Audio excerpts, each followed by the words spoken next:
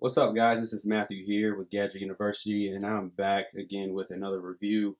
It's been some time since I've posted on YouTube, and I want to thank all of my subscribers for sticking through.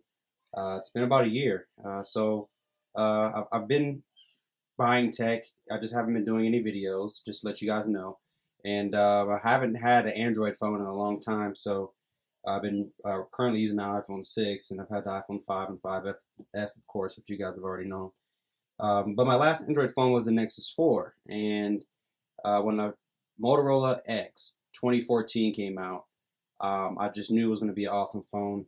I've spent about 3 weeks with it. I do want to give a special thanks to Verizon for sending this out for a review. So as my first Android phone in a long time, this has been pretty interesting. Android has changed. Android has come a long way. So let's get to the phone. Enough with the intro. So this is the Motorola X 2014, and as you can see, it is a beautiful device. It's quite built very well. It is built very similar to an iPhone in the sense of you have a plastic front for your screen with your glass and everything, and you have a aluminum side. But on the back, they've done something different. Look at this. This is bamboo on the back, and I must say, this phone feels very premium in the hand, and you're not really paying a premium price. You're actually paying about $199 on contract currently as this video is being filmed. You can actually get it for $99 on contract if you get this version that I am showing right here. This is a 32 gigabyte model, 16 gigabyte model, and it is the white front with the bamboo back. Now you can do this on Moto Maker, which is Motorola's custom website. So you can go online and you can get this made with different options, like a leather back with a black front or a white front. You can change the the colors of the buttons, things like that. So let's get to some of the specs, because this phone right here is probably the most stacked phone out right now, but minus the Nexus 6. So first of all, you're going to get Android 4.4 with it, but during my review time, I actually got the upgraded Android 5.0, and it is awesome. We'll get into the software review a little bit later. So the screen resolution is 1920 by 1080. You're also going to get a 5.2-inch screen. As you see in my hand, I have medium-sized hands, but if you look at it, you can see that it fits really good in the hand. And that's mostly due to this dimple in the back. This dimple in the back comes really good. When you want to use your phone, you have your thumb kind of rest right here automatically. Your index finger rests right here on the Motorola dimple, and it's just really comfortable. So, and just in comparison, this is what it looks like in comparison to a iPhone 6. It's about the same size, even with the case on an iPhone 6. So, back to the specs of the phone. Inside the phone, you're going to get a quad-core processor. You're going to get 2 megabytes of RAM. You're going to get a 13 megapixel camera. Then you have this ring flash right here. That's pretty cool. Works decently. F2.2 aperture on the lens. I don't want to get too technical on you guys, but in long story short, the camera on this is not very good. I wasn't too impressed, but I will say this. You can film in 4K and 1080p, but it's only at 30 frames per second, which is not very good. Especially, like I said, coming from an iPhone, I think that Motorola could have done a little bit better in the image department, but they have excelled in other ways that I will get to later. So inside, you have a 2300 milliamp battery, which means you should get through a whole day. I've gotten through several times. I've actually was able to put my SIM card in this and use this as my daily phone, and I'm telling you, you're going to get a whole day on this battery. Motorola software enhancements, including stock Android, were phenomenal. We will talk about that a little bit later. So that's pretty much it. You're going to get 4G LTE, of course, and all the bells and whistles, NFC, Wi-Fi. You also get Wi-Fi AC in this. So for those who don't know, Wi-Fi AC is the latest technology in wireless and Wi-Fi. So you're going to get better range, better throughput, faster connection to your router or to a hotspot. So let's do a little tour of the device. So let's see, we're going to start on the right hand side. So as you see on the right hand side, you have the power button, and you have the volume up and the volume down button. Along the bottom, you're going to have the micro USB, and along the side, you're going to have nothing. If I can focus, sorry about that. You're going to have nothing.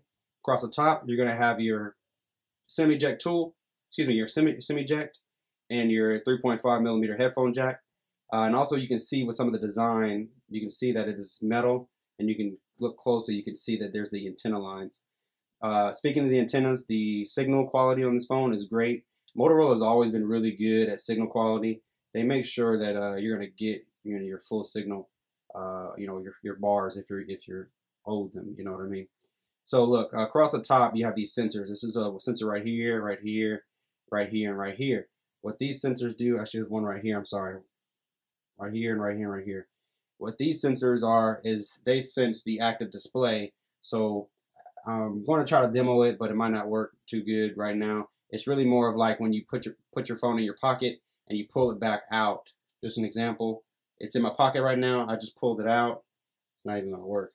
It really would do this on camera. Anyway, there it goes.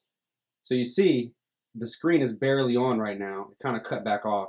But one of the things is that the screen will only turn on pixels just to show you information. So the screen is black right now, and it will show a white pixel just to show you some information. That is why it achieves such great battery life. Also, while you're using your phone, it will just turn on and show you a notification and cut back off, which is really cool. So let's get into the actual review of the software. So this is Android 5.0, and let me get in a little bit closer here so you can see.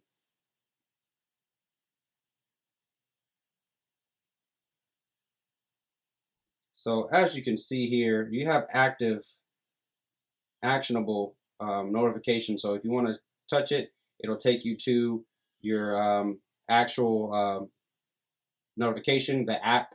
See, I got my fantasy team here, and you see it's just kind of scrolling up and bringing up more and more information, which is pretty cool.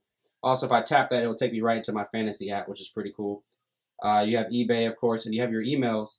So what you can see is from here, I can actually swipe up to unlock it. I can swipe up to my phone or to my camera.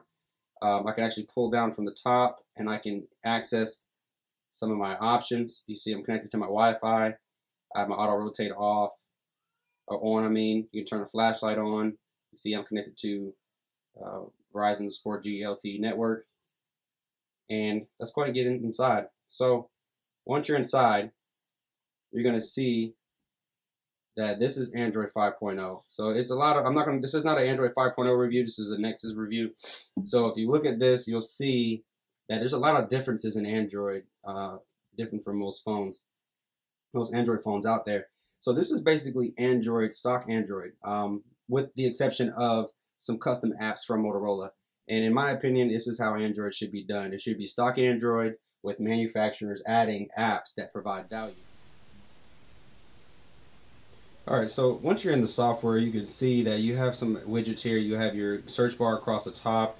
You have your icons where you can put down, your favorite icons. Now, on the new Android update 5.0, you can actually swipe to the left and you get your Google Now, which is pretty cool because it shows you your stocks and shows you all your different things like that. You can actually pull up nearby events. It'll give you information about when you're going to and from work, about traffic and things like that. Android as a whole has improved a lot since I've last used it. Of course, like I said, I'm familiar with stock Android, so jumping right into this I felt right at home. It felt like a very good evolution of the software. Just to let you know, a lot of the apps have a new design called material design. So as you see, a lot of the colors and a lot of the items here look much different. They have this kind of flat UI kind of look to it.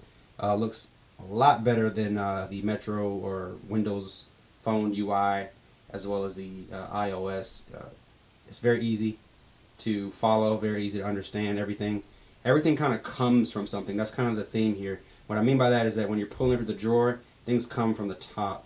It kind of shows you, it kind of feels like it's a material, it's actually something tangible. It's not just software. So it gives you something like when I touch this, you see things come out. The transitions really gives a nice feel to the OS. It works very well. This phone is really stable, very, very stable. I haven't had any issues. It does not lag, does not freeze. Haven't had to do a hard reset. Haven't had to do anything. And Google software with Gmail and with Hangouts now, and with Inbox and all of their new core apps, including Maps, very good. Another thing I want to show you guys is with Google Maps now, you can it actually does traffic information, which is pretty cool, as well as it will redirect you if there's an accident in your route, and it'll give you an option if you want to actually choose that and lose time, or continue on the same and lose more time. Pretty cool. Other than that, guys, this is a very solid phone. I think this is probably a much better phone than the Nexus 6, only for the simple fact that you can customize it. The screen is only 5.2 inches, so it's very manageable in the hand. It's not like a phablet, which is like a Galaxy Note, or like an iPhone 6 Plus. Very manageable, premium build quality, very solid phone, feels great in the hand. I would highly recommend this if you are on Verizon, or actually any other carrier, because this is available for AT&T, T-Mobile, and Sprint. So, with that being said, guys, I want to thank you guys for sticking around for this long review. We'll try to work to get these down a little bit to about 7 minutes. But other than that, thank you guys for watching, and I'll catch you on my next one. Peace.